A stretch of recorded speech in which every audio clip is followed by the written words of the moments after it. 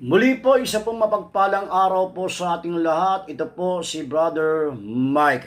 Ayon po sa kanyang pangako, John 14 verse 3, ang pangako ni Jesus ay siya po ay babalik upang tayo ay isama sa kanyang piling kung saan siya naroroon.